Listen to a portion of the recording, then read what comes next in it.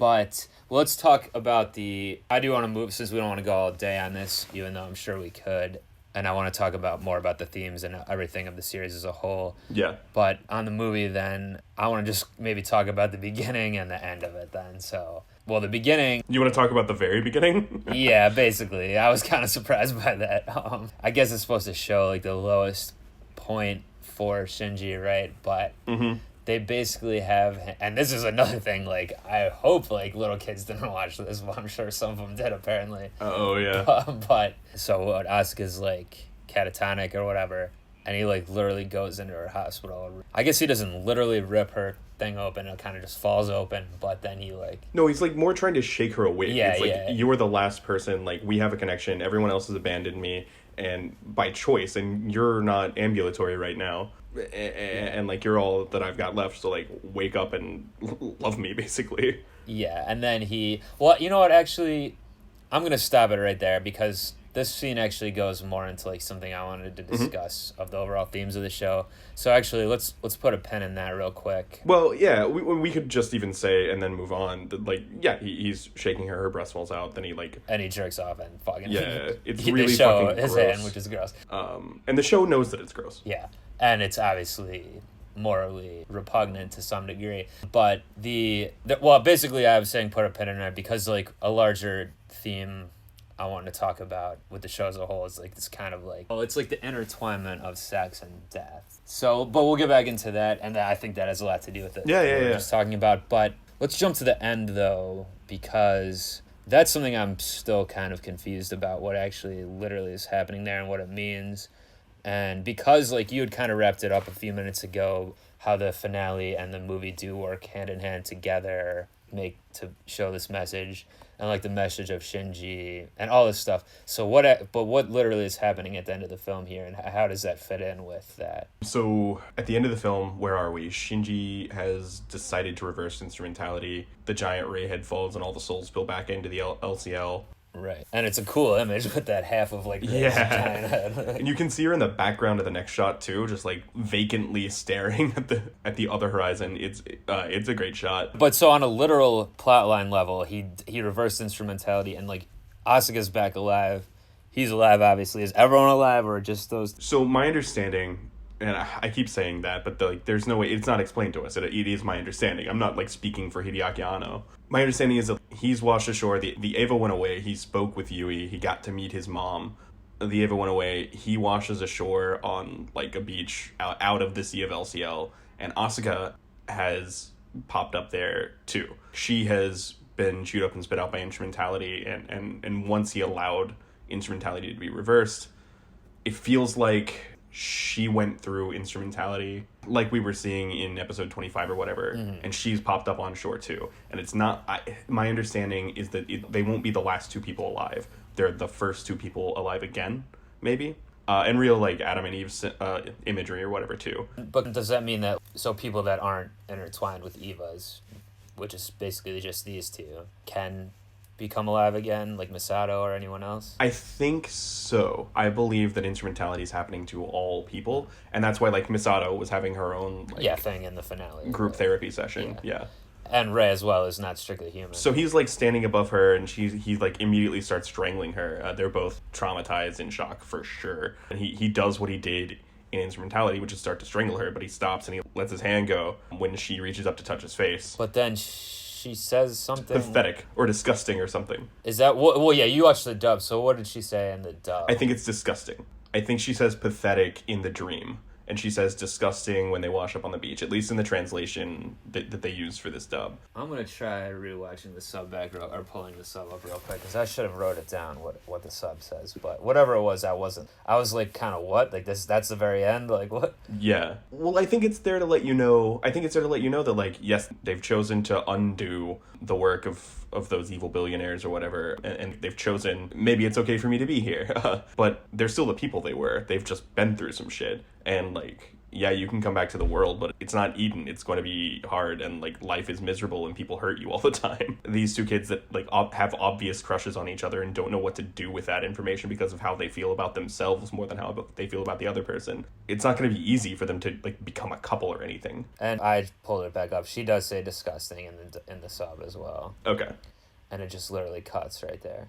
So yeah, I mean that is strange. I mean, like, that is like very open to interpretation, I would say, I guess, like, because like disgusting versus saying like I don't know what else it could be, but how does that like distill the, not that it necessarily needs to, but how does that like is that some way of distilling the overall message of something, like saying like the world is disgusting, humanity is disgusting, I feel disgusting being human again. Shinji, literally, you're disgusting me. Like, what do you think is... Well, I mean, that's the top note that her character's been playing all series. You disgust me. Nobody in Nerve can tie my shoelaces. I just read that as a beat to... I don't think it's like a big metaphor for anything. I read that as a beat to say, like, this is Asuka. He didn't just, like, dream up a mate or anything. Oh, I see. His friend and potential, like, future lover. She clawed herself out of the like, massive souls they created when instrumentality started. And she's the same person. Okay. From that perspective, then, it does make sense. I guess I would just because it literally was the last line, cut to black or cut to white, it still holds more weight than if they're just showing that it's her. Yeah, I mean, they could have switched back to his face for a beat, like seeing his reaction to that. I don't know if this is cheesy, maybe it is, but like he gives a little smile, like realizing it's really her. He makes some... Yeah. I don't know, maybe that's not maybe that wouldn't be as good, but that is emblematic of the series as a whole, how they... Yeah, kind of what we've talked about already. There's so much room for interpretation. Just real quick, going back to what you said about they have a crush on each other.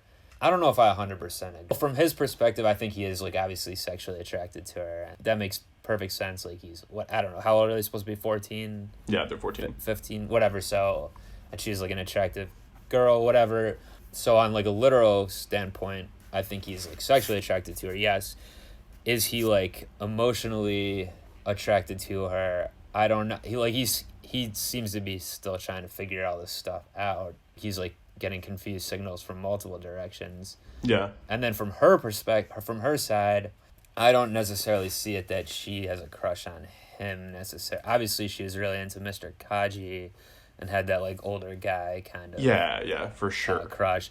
And then she kissed Shinji in the one, but it seemed like she was just kind of bored, I think, and wanted something to happen, or B, wanted some experience of some kind, and that's what obviously she's living with this kid. But like, I don't know that I saw them as really, and maybe who knows if it was a normal world and things could and they just lived together for whatever reason, or friends or whatever, maybe things could develop in that direction anyway. But I don't know if I saw that it was like they love each other. I know you said crush, not love, but yeah, it's certainly possible to read it that way. I do think, based on the archetype that she's playing, she's Helga Pataki. She's the person who like pushes Arnold around all day, but then has a shrine to him in her closet. And there are a couple beats earlier in the series that make me certain of that. First of all, the second and third time that I watch the scene, she's bored, so she makes him kiss her. That's in it right there, for sure. There's also when she's talking to Class Rap, whose name I've forgotten. When she's talking to Class Rap and Class Rap confesses that she loves Toji, she asks her, like, what about Shinji? Like, you like Shinji, right? This is a thing that I'm telling you that I've noticed. And she goes, like, wait, what? No, absolutely not. Me? Like, fuck Shinji. He's terrible. He's a weenie. Yeah. Whatever. But she, like, in that, at least in the English translation, she, like, starts to lose steam when she's listing all of his faults. And she just ends with, like, he's a dummy. And then, like, kicks her feet out in this really cute way. Like, she definitely, like, I believe that she definitely has a crush on him, like, and that is the intention of the authors. Okay. Yeah, I mean, she's always calling... maybe they say dummy in the dub. Like, it's like... Oh, it's idiot Shinji in English. Baka Shinji. Idiot Shinji, yeah. Which is baka in Japanese, I guess. Baka Shinji. Yeah. I mean, they're obviously competitive, of course. That's one of the main elements of the show with each other. And they're similar in a lot of ways. They have the...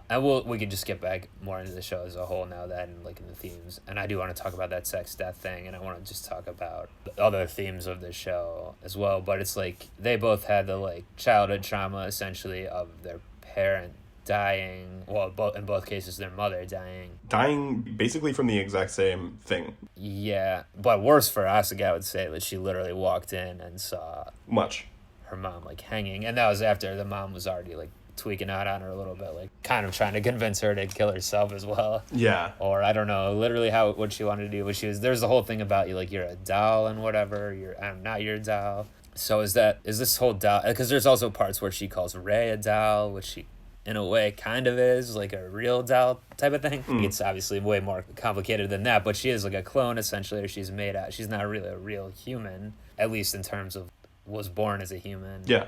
And then the Evas themselves are like creations, and Asuka's mom was tied up in this whole thing as well, right? Just like Yue was, right? So are they making some point about like? Yes. I know they are making a point throughout the show with it thematically about what humans actually are, and is this doll thing like part of that?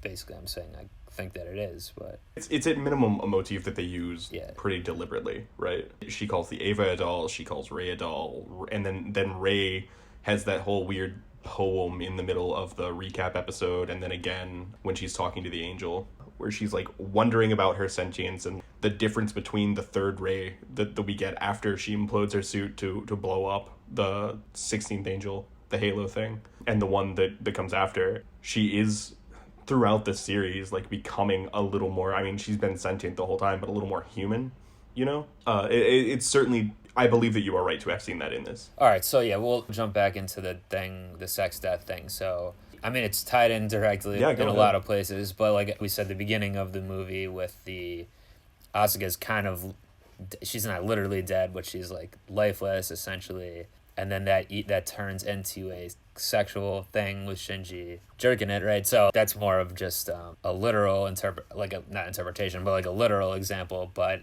Also, there's things like in the instrumentality, I guess, like in Misato's whole thing, she's seeing, well, she's remembering sex with Kaji, right? Who's dead at this point. Yeah, and she's really embarrassed. She doesn't want Shinji to see it. Yeah, and Shinji's like there in the memory, which obviously didn't happen in real life. So that's like something I think.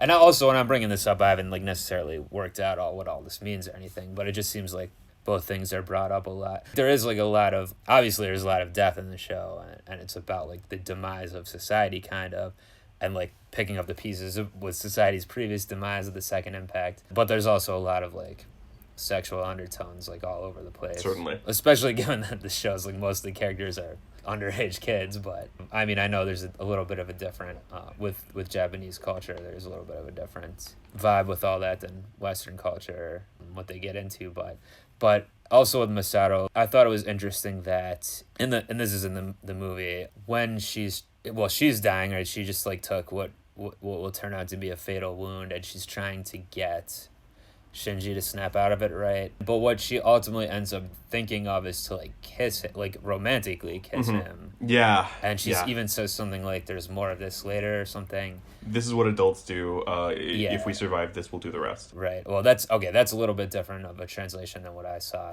on the sub, which is even more explicit, it sounds like. But also there was a couple episodes toward the end of the series, but where she kind of puts her hand on him, and he like moves it away and like, don't do that. This is the only way I can think to comfort you. Yeah. Well, that one's about someone dying, Rey dying, and then this one's about like the world dying, and she's trying to push him. So like it seems to be her method. Well, and happening as she's dying. Yeah, right. Go on. So it's like her method of combating death is like trying to use sexuality. Interesting, and so I don't know if that's just more of a character thing for her, which obviously it is, but apart from that, is like a whole. Is that supposed to be trying to say something? Yeah, I think I'm totally comfortable with that reading, and it especially works as a minor theme if you're like, yeah, this character has lived this solitary existence where she does nothing but drink canned beer and canned coffee and eat microwave ramen food. Ramen is food. And like some cases it is. Never lets anyone in, hasn't told Kaji that she hasn't slept with anyone since they were together in college. And then in the face of... Oh, wait, is that true? Yeah, she tells him that when he's like, oh, you still smoke? And she was like, I only smoke after sex. So you're the only one who's ever seen me smoke. That for sure happens.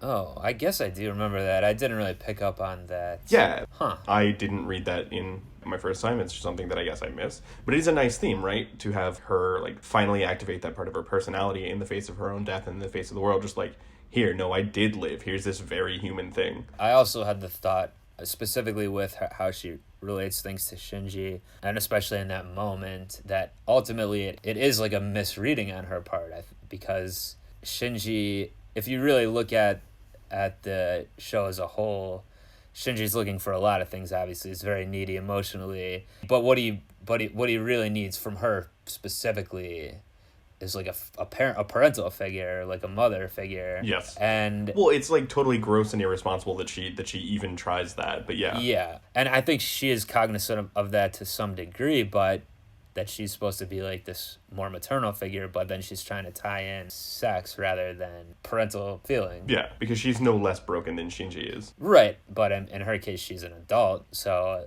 there is some more degree of, like, at least in theory, there should be some more degree of responsibility, or at least, if not just responsibility, some degree of more awareness of what to do. But I guess it's true, just because you're an adult doesn't necessarily mean anything other than you should have more experience with the world. And she does become self-aware of the fact of how she, even before the instrumentality, she becomes self-aware of the fact of her and Kaji's relationship and how she treats him and, like, views him, like, as a replacement for her father, basically. So, like, she's not incapable of this self-awareness, but it's just in this specific situation with Shinji, it's just interesting how it goes that way. And I do like it as the fact of, like, yeah, it's not tied up nicely. Like, everyone doesn't figure everything out necessarily. Things don't go the way they should. Yeah, I don't know. That's something I was keying in on a little bit, though, from their relationship and from the movie specifically. But that makes for an interesting character, definitely. And I do think Misato's maybe is my favorite character in the series. Yeah, she's almost every American viewer's favorite character, I think. She's the best. Well, why do you say that specific? Why American? Oh, just like from listening to a bunch of Eva podcasts, everyone's favorite character everyone's favorite character is Misato, and then being on Twitter also. Well, the reason I'm asking is because the way you're saying it is that, like, Americans think that, but, like, do Japanese fans or fans of other countries have a different... Rei is significantly more popular than any other character in Japan, is a thing that I have heard on another podcast. Well, we certainly don't have time to get into this now, but that's very interesting to me. Well, yeah, you could hypothesize that it's basically like cultural differences where, like, Japanese people prefer a more reserved social presence and or romantic prospect, and we like these capable, powerful, like, go ahead and fuck me up, run me over with a truck women. Yeah. And in some degree, she's kind of, like, not even about her being female or anything and the differences there and the partners we want or whatever, but just her character is kind of like compared to, like, James Bond, for example, obviously a extremely popular Western character. If you, like, really break down what he is, he's, like, a badass secret agent that's very capable of fighting, killing, all this stuff, which Misato essentially is shown to be, and then, but also, like, an alcoholic, essentially. / horrible womanizer, which she's also shown to be. Obviously, they don't go into... Well, they do in some movies, but they don't super go into James Bond's, like, psychology and all this stuff, but it is, like, that kind of archetype, right, of, like, a badass that kind of... Not an anti-hero, because they're definitely a hero, but, like, a badass figure that has a messy personal life that they can't get that together, but they're still ultra capable. But it's just putting that archetype in, like, this setting where all this crazy shit's going on, like, the world could end at any point. Yeah. Working for an organization that's either trying to stop the end of the world or end it in whatever way they want, and have to be, like, the caretaker to these kids, basically. So I don't know. I think that's why the combination of all those things is why I think she's one of the better characters. And she's funny. She has a lot of funny lines and stuff, obviously. Yeah, she fucking rules. Comedic characters. So, I mean, yeah, like I said, I didn't want this to go too long. Hopefully people enjoy our discussion here.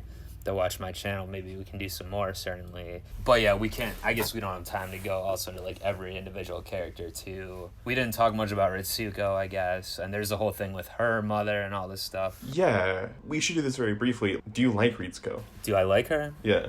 Because a lot of people, well, like, she is their least favorite character because of the way that she, like, treats the children and because of her duplicity and her relationship to Gendo and then what she does to all the Rei clones. Well, people are really out on her, like, morally and emotionally. How do you feel about her? Yeah, I don't agree with that, I would say. I do like her character. I think the show works wouldn't work as well if she wasn't there. She is a little bit of a window into the more, because Gendo is such a cipher kind of. We need that's him on one hand, and Seal, Sele, and all that, and then the other people. I mean, there's the Viewz guy as well, but he's not explained too much until toward the end of the series, and then there's the other scientists. I was calling them literally the B team during my movie reaction because I don't remember their names, but like there's the three. Yeah, I know one of them's Hyuga rather, and then I don't know the other two names. Is that the girl? No, I think Hyuga is the guy who likes Misato. The girl who loves Rei, I can't remember her name, and the guy who loves no one, I can't remember anybody's name. Well, there's a long-haired guy. That's that guy. Yeah, exactly. Well, the girls seem to kind of,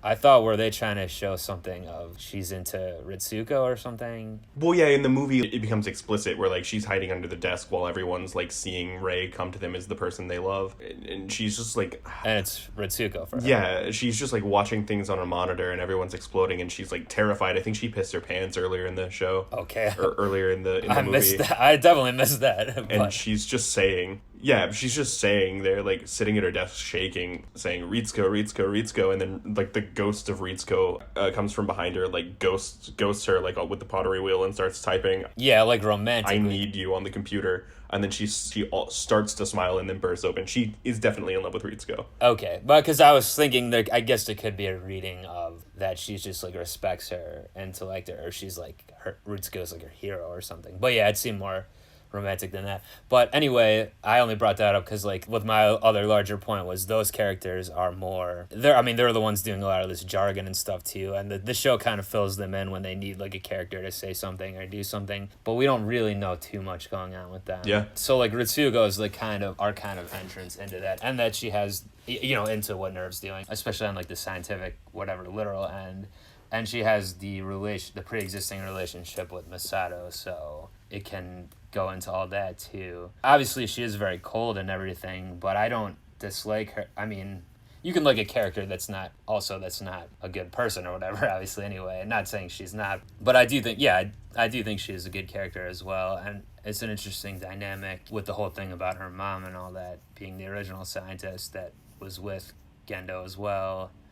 And then she gets with him as well, which isn't, obviously that's not, there's no hints about their relationship earlier than toward the end of the show, right? That maybe there is that I missed, or... There are hints about Ritsuko's relationship. It's where the camera chooses to focus on Ritsuko during moments when Gendo is praising Rei, or when he says, just like, you've done well, when they're creating the dummy plug, and he's like, let's go get some food, and she's just like, what the fuck? It definitely...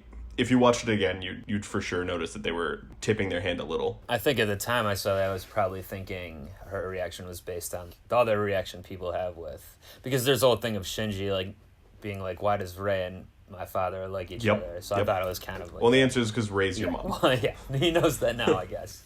But yeah, with Ritsuko, though... Well, also, on a literal plot perspective, why did her thing fail at the end? I didn't quite... It seemed she was saying her mother stopped her, like the computer... Her mother through the computer. Oh, yeah. So the computers have been implanted, whatever, with her mother's personality. So technobabble, whatever, you can do that now. That's a thing that they are able to do in the future in this show. Or I guess in the past in this show, but in 2015, whatever. So, and she's like distilled her personality into 3 different characters. Herself as a mother, herself as a woman, and herself as a something. Scientist. Yeah, I remember that whole thing. Yeah, that was during the regular series, yeah. The computer, when she's trying to shut down the whole project and stop instrumentality, which, what beautiful what if, like what if Ritsuko just stops instrumentality by blowing this shit up and no one has to go through this. That's fucking funny to think about. But her mother is implanted in the computer, and one of the computers doesn't agree, so they don't get consensus and they don't do it. But it also seemed like it stopped like her literal gun from shooting him. Did I misread that, or did she? No, she couldn't shoot him because she's in love with him. Okay. One of the Magi has her mother's personality as a woman, and her mother as a woman was in love with Gendo and would follow him to the end of the world. And this is what Gendo wants, so. And she killed herself. And did the mom initially commit suicide because... She found out what Gendo really thought of her, yeah. Right, because Rei told her. But she knew that Rei was... Obviously, she must have known everything about Rei is really part of Yui and all that stuff. I don't no. That's not something that I'm aware of. She either thought Rei was a child or knew that Rei was a clone of Yui. Well, interesting to think about that as well. But yeah, so I mean, is there anything, I have like one more thing to talk about, or that I want to discuss just to kind of wrap things up for now at least. But is there any other characters you want to touch on that we didn't really, or from the show, or any other big themes or anything? I think we've done the character of Asuka a little disservice, and Ryoji Kaji, my man, but specifically Asuka. Oh, yeah. Well, yeah. And they're tied together, of course. Because of time constraints, we've done her a little bit of disservice. I think she's kind of the linchpin of the show as a character. I mean, obviously, Shinji is a hero, and Misato is also a hero. Well, but, like, she gets so much screen time despite that for a reason. And they needed something, they kind of needed that element anyway to push back on our two heroes, Misato and Shinji. Yeah. And then you investigate why she is like she is, and it just becomes this, like, really painful, beautiful thing. But yeah, that would be the only character. And is that your favorite character? Yeah, it's either Asuka or Misato. Everybody else except for Shinji is lovable and cool, but definitely those two are the ones that reached out to me the most. I don't know if I would say Rei is lovable, but obviously it's a different thing. Yeah, but most of the other characters are in some way Lovable or cool, let's say. Okay, lovable or cool. Yeah, that makes sense. That's good. Well, we did talk about Asuka, which in relation to her relationship with Shinji. We talked about her past. That's true. We did do that. It's not like we completely brushed by her, but was there any other elements other than that? I mean, I did even bring up Kaji when, like, that's what she had a crush on him, obviously. Was there any other parts that you wanted to talk about with her, or personality traits? Yeah, I think we pretty much got it. It's just she's really important to the show for me. She kind of unlocks the whole thing when you're thinking about, like, why is she being such a dick to everyone? Is it because she has a crush on them? Oh no, it's because of that, and also her terrible traumatic past, and that kind of unlocks the whole thing. The show starts as a fucking Gundam show, like kids jump in giant mechs and fight kaiju, but every show is like that. This show doesn't get to, or doesn't need to be like that, and this is actually a show about how everyone needs therapy. It's this, like, weird investigation of all these beautifully broken people, and I don't know, it's really important to me that the stakes aren't like, what if the world ends, or what if space Nazis flying giant robots get control of all of the satellites around Earth where people live. It's really important to me that the emotional stakes of the show are like, no, dude, what if these people that you've grown to care about over the course of 24 episodes never learn to love themselves and let other people love them? That's what makes this show special. When she comes along and you start to learn things about her, that's when it really gets unlocked. Yeah. And it is like, there are people, obviously you would probably know people like her to some degree, where the whole thing is about their kind of competitive nature, and that they're going to be antagonistic at first to you, or they outwardly, like, they put outwardly that everyone, like, loves them or should love them, you know, or think they're cool, or, like, think they're the best. But people who really do act like that, obviously, if you, like, analyze them, yeah, they probably don't really love themselves, or don't actually think that about themselves, or they wouldn't feel the need to put forth that front in the first place, you know. Exactly.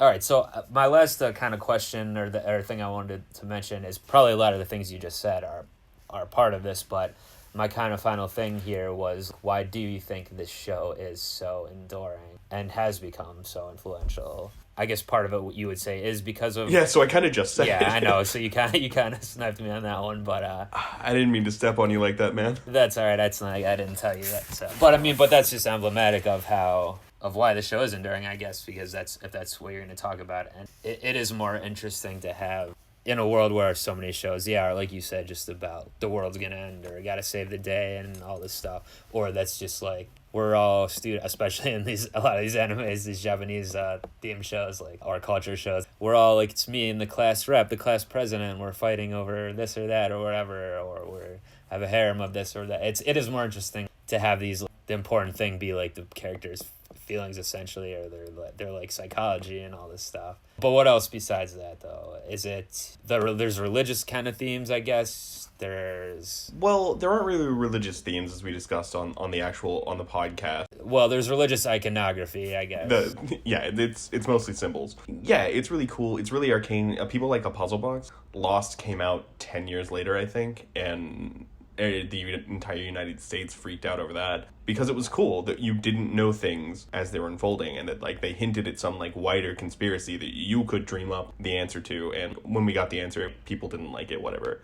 But No, it's really funny that I don't want. Sorry to cut you off, but No, go ahead. since you just said that, it's really funny to me that you bring that up. I don't know if this is something a lot of people have said or you've heard other people talking about Lost in relation to this show, but I really was thinking, considering bringing it up, but I figured it might just open up another can of worms or whatever. But since you mentioned it, I really was going to relate this show to Lost in a way. Like, yeah, it's the exact same feeling of like wonder and confusion and searching that you never get to stop searching for the answer.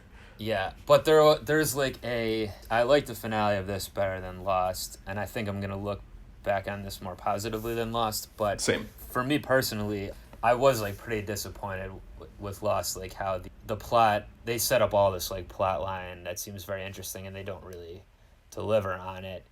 What they do deliver really well on with Lost, and why I think it caught a lot of people's imagination to begin with, on a character level, and a character study and all that, it's very good. And they have all the flashbacks and everything like that, and they tie things together, like all that stuff's really good. But then they set up all this like mystery and all this like what's going on with this world that's not, in my opinion, wasn't satisfied.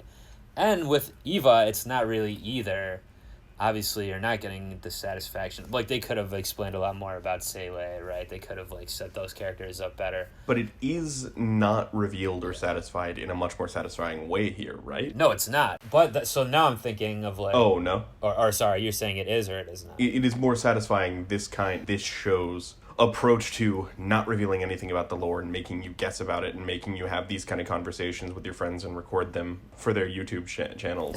It is more satisfying to be a fan of Evangelion after the end than it is to be a fan of Lost after the end. Yes, I would agree. I would definitely agree, and that's where I was going to lead anyway. But it is a very interesting comparison. That I didn't know if I was like the only one that was really thinking that, or obviously it sounds like I wasn't. Yeah, it's like right there. Okay. And the thesis of the two shows are exactly the same. If we don't learn to live together, we're going to die alone. Yeah, I guess so when you put it like that. But yeah, I guess it is still like a thing of, though, even though I am satisfied, and it is really fun to be able to, like, you know, we could record 10 more. There's whatever. There's so much material, debate, whatever you can have. What does it all mean? I do still think, like, someone could, not that they should do it, but you could go back and redo a show or do another version of it where they do explain more things. There's not as much jargon that means nothing. Maybe they simplify the scientific element, but they do more plot line, and then that could still be interesting to me. I don't know. Are you familiar with the rebuilds? Do you know that they exist?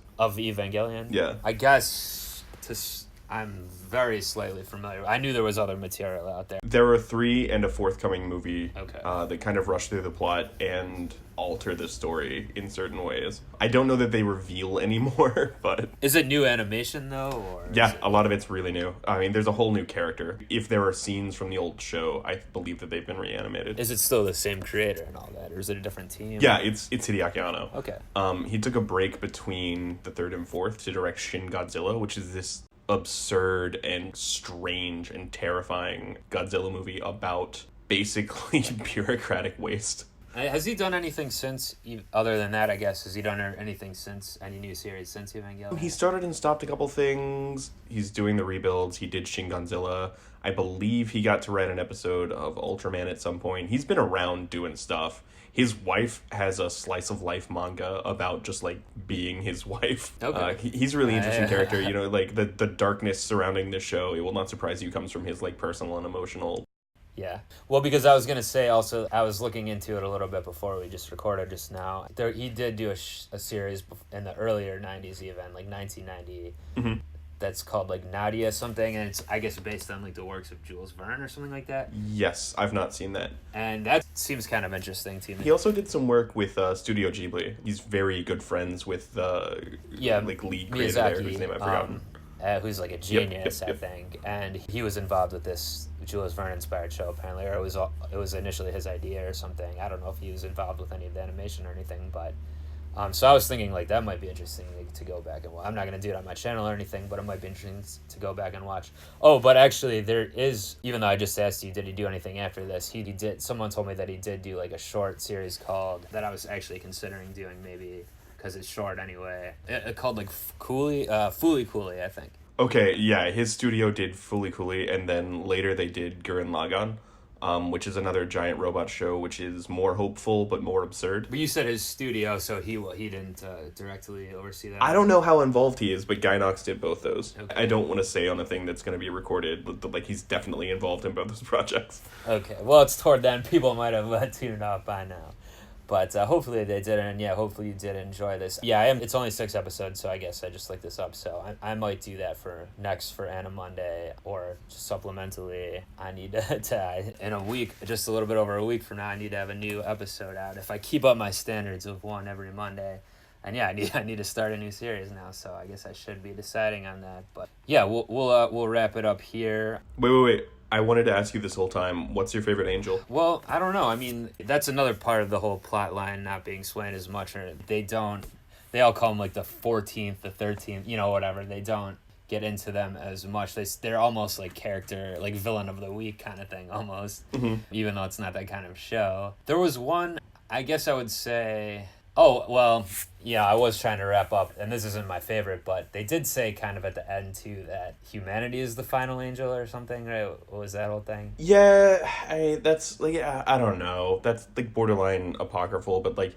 yes, humanity, merging Adam and Lilith with the souls of humanity would create the final angel, and it would be, like, we are all one entity, living together at last, free of whatever. It would be the perfect life form. So, and that's why Zila wants this stuff. It would be the perfect life form.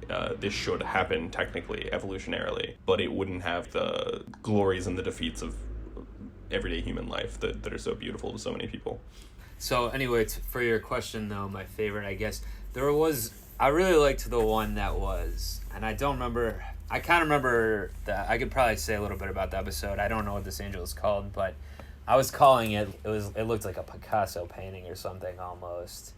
And the one that like drops parts of itself from the sky. I think so. And it's in the one, I believe it's in the episode where Nerve gets like locked down and like Shinji and Asuka and Rei are all running through like the sewer kind of things or wherever they're running through, and they have to... Oh, the big spider. Is that yeah, I think it was a spider, and then it like when the underside of it looks like a Picasso weird eye thing or something. But maybe there was 2 in a row that kind of were Picasso-y, so yeah, I don't know. I don't know if I have a favorite angel ultimately. I mean, I need to rewatch this on my second rewatch of the series that I may do. That's when I might be picking up on some things like that or getting favorites like that. So I'll get back to you on that one. Yeah, for sure. That's fair. So the names of those 2 angels are Sandalphon, the one that looks like a big Picasso disc that drops itself out of the sky. Yeah. And Matariel, which is the spider one. All right. So Sandalphon and Matro.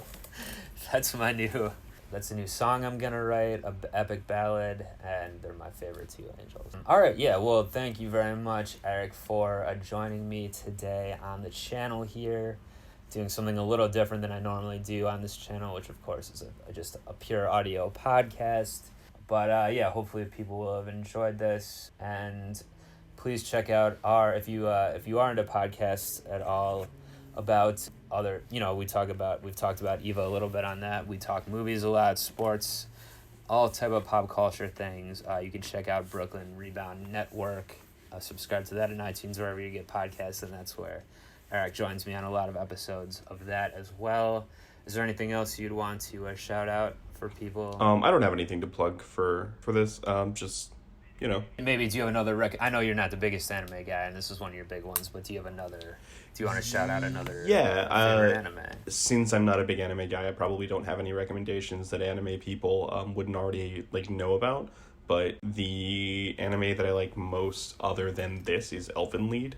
This is this really short, bizarre, brutal, gruesome thing. Oh, is Elfen Lied, or is it pronounced Lied? It's Lied. It's German. It's the same thing that we have with... It is the exact same thing that we have with Evangelion, where it's actually Zila and Nerf and Gehirn, but they pronounce it differently in the show because they get to do that. But yeah, Elfen Lied. Okay, I've seen that as well, and I recommend that as well. That one's really good too. That's with the telekinesis and all that, like the exploding heads. Yeah, that one's that is a little bit more plot. It's more understandable in that regard, but it's a lot more plot driven. But there's a lot of good character stuff in that too. That's interesting, I think. So yeah, check that out. I didn't know it was pronounced that, but hey, I watched the sub. So all right, cool. Well, yeah, like I said, I gotta pick my new show. Maybe Fooly Cooly, There's other ones I'm considering, but join me back for that. And if you really enjoy this and want to hear more podcasts potentially about Evangelion and talking more about it, just let me know in the comments. And stay subscribed to Drewz Views. And until next time, we're gonna be up out of here. Peace.